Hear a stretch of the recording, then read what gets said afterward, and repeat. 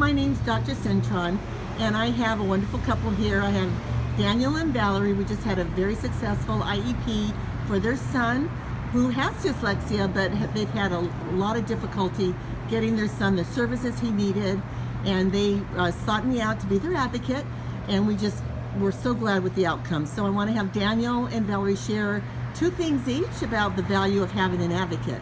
Well, first I want to say Dr. Cintron was so easy to communicate with. She was a breath of fresh air to be able to sit down and for us as a couple to share the hardships that our son Christian's having, but also the hardships that we've been having with the school district.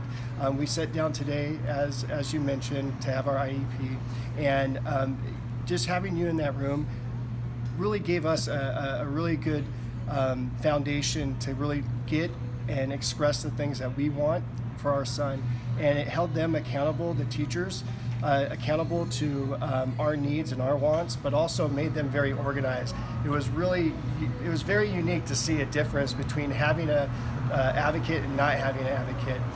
But also the second thing I would say is the fact that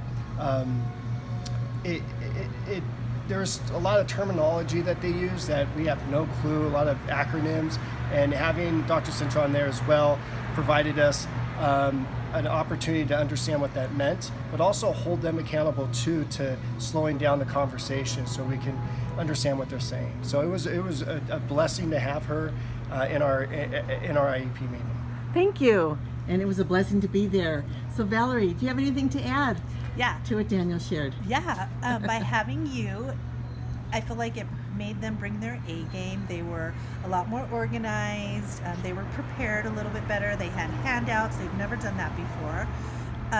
And also, like Daniel said, some of the terminology, it was going over my head, she stopped them, asked them questions. They were able to explain it. And then there were sometimes that I had a question, and sometimes I just get a little too embarrassed, like maybe it's not a good question or maybe it might sound dumb, and every time I had a question, she just knew, and she would stop them and make them explain themselves, and I feel very confident. And it also just gave me some peace of mind knowing that the things that I was asking for my son were the right type of things. So can you share anything, or do you want to share in the past what kind of things you've done to help Christian? Or we've tried everything, all the way from brain mapping, neurofeedback therapy, tutoring, having him tutored someone who wasn't trained for dyslexia.